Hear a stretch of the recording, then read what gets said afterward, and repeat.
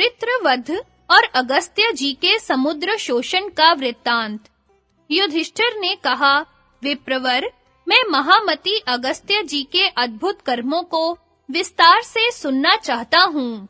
लोमश जी बोले, राजन, मैं परम तेजस्वी अगस्त्य जी की अत्यंत दिव्य, अद्भुत और अलौकिक कथा सुनाता हूँ। तुम सावधान होकर सुनो।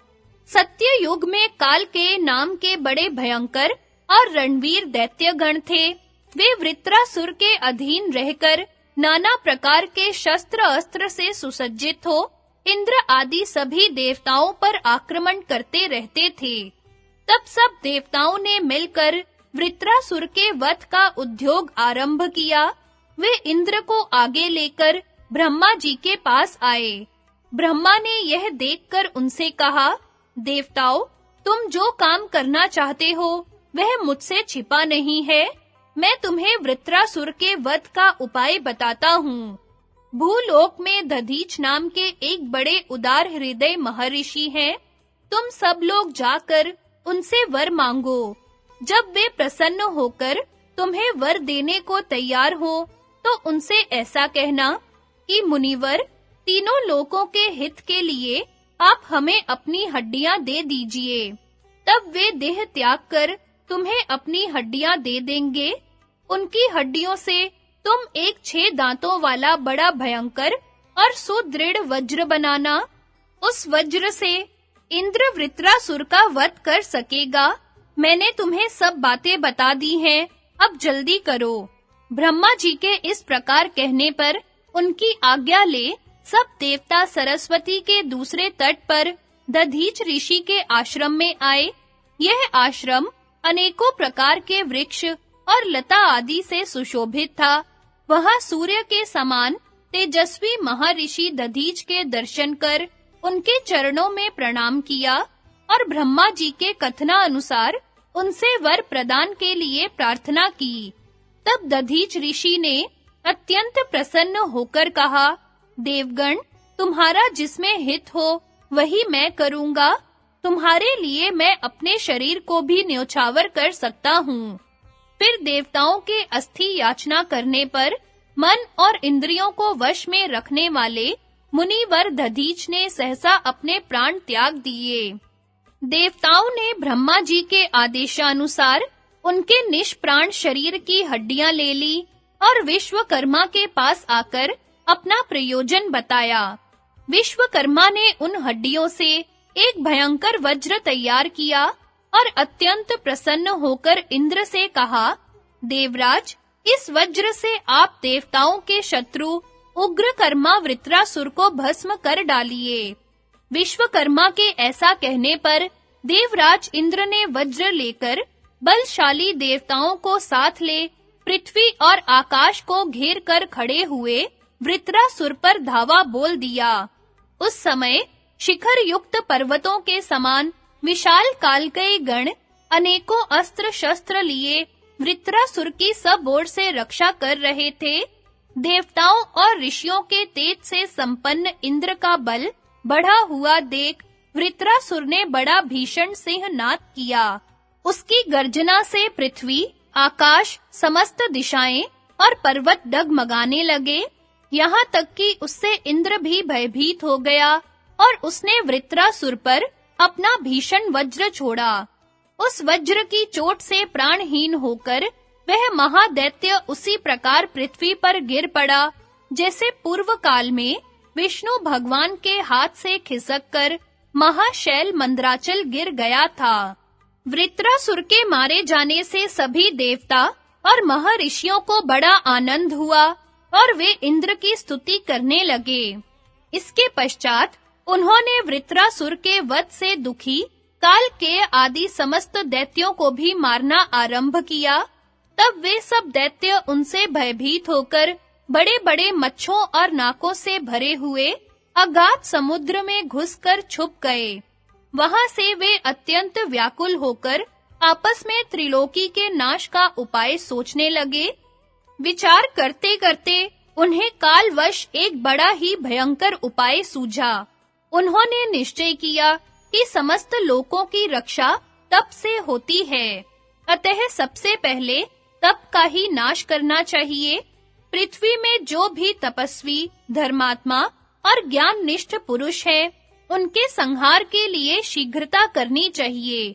बस उनका नाश होने से सारा संसार स्वयं ही नष्ट हो जाएगा। ऐसा निश्चय कर वे समुद्र में रहते हुए ही त्रिलोकी का नाश करने में तत्पर हो गए। वे क्रोध में भर गए और नित्य प्रति रात में समुद्र से बाहर आकर आसपास के आश्रम और तीर्थ आदि में रहने वाले मुनियों को खा जाते तथा दिन में समुद्र में छिपे रहते। उनका अत्याचार यहाँ तक बढ़ा कि सारी पृथ्वी पर ऋषि मुनियों की हड्डियां दिखाई देने लगी तथा उनके कारण वह ऐसी जान पड़ने लगी मानो शंखों की ढेरियों से ढकी हुई हो। राजन, जब इस प्रकार संसार का संहार होने लगा तथा यज्ञ याग आदि के समारोह नष्ट हो गए, तो देवता लोग बड़े दुखी हुए।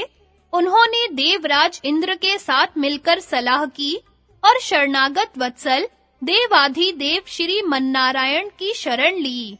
देवताओं ने वैकुंठनाथ अपराजित भगवान मधुसूदन के पास जाकर उन्हें नमस्कार किया और उनकी इस प्रकार स्तुति की। प्रभो, आप सारे संसार के उत्पत्ति, पालन और संहार करने वाले हैं। आप ही ने इस चराचर विश्व की रचना की है। कमल नयन, पूर्व काल में जब पृथ्वी समुद्र में डूब गई थी, तो आप ही ने वाराह रूप धारण करके इसका उद्धार किया था। पुरुषोत्तम, आप ही ने नरसिंह रूप धारण करके महाबली आदि दैत्य हिरण्यकशिपु का वध किया था। महादैत्य बलि को मारना किसी भी देहधारी के वश की बात नहीं थी। उसे भी आप ही ने वामन रूप धारण करके त्रिलोकी के ऐश्वर्य से भ्रष्ट किया था। महान धनुर्धर जंभ बड़ा ही क्रूर और यज्ञ याग आदि को ध्वंस करने वाला था। उस सुप्रसिद्ध दानव का भी आपने ही दलन किया था। इसी प्रकार आपके अगणित पराक्रम है। हे मधुसूदन, हम भयभीतों के तो एकमात्र आप ही आश्रय हैं। अतः हे देव देवेश्वर, त्रिलोकी के कल्याण के लिए हम आपसे प्रार्थना करते हैं कि इस महान भय से संपूर्ण लोक, देवगण और इंद्र की रक्षा कीजिए। इस समय संसार पर बड़ा भारी भय उपस्थित है। पता नहीं रात में कौन आकर ब्राह्मणों को मार डालता है। ब्राह्मणों का नाश होने से तो पृथ्वी का ही नाश हो जाएगा और पृथ्वी के नष्ट होने से स्वर्ग भी नहीं बच सकेगा। जगतपते, अब तो कृपा पूर्वक आपके रक्षा करने से ही इन लोकों का संहार रुक सकता है। देवताओं की प्रार्थना सुनकर भगवान विष्णु ने कहा, देवगण, मैं इस प्रजाओं के क्षय का कारण पूरी तरह जानता हूँ। कालकेय नाम से प्रसिद्ध एक दैत्यों का बड़ा विकट दल है। वे सब दैत्य वृत्रासुर का आश्रय लेकर सारे संसार को पीड़ित करते थे। दिन में तो नाकों और ग्राहों से भरे हुए समुद्र में छिपे रहते हैं, किंतु रात्रि के समय संसार का उच्छेद करने के लिए बाहर निकलकर ब्राह्मणों का वध करते हैं। समुद्र में रहने के कारण तुम उन दैत्यों का दलन नहीं कर सकोगे, इसलिए पहले तुम्हें समुद्र को सुखाने का उपाय सोचना चाहिए। समुद्र को सुखाने में अगस्त्य जी के सिवा और कोई समर्थ नहीं है और इसे सुखाए बिना उन दैत्यों का पराभव नहीं हो सकता। इसलिए तुम किसी प्रकार अगस्त्य जी को इस काम के लिए तैयार कर लो। भगवान विष्णु की यह बात सुनकर देवगण ब्रह्मा जी की आज्ञा से अगस्त्य मुनि के आश्रम में आए। वहां उन्होंने देखा कि मित्रा वरुण के पुत्र परम तेजस्वी तपोमूर्ति महात्मा अगस्त्य जी ऋषियों से घिरे हुए विराजमान हैं।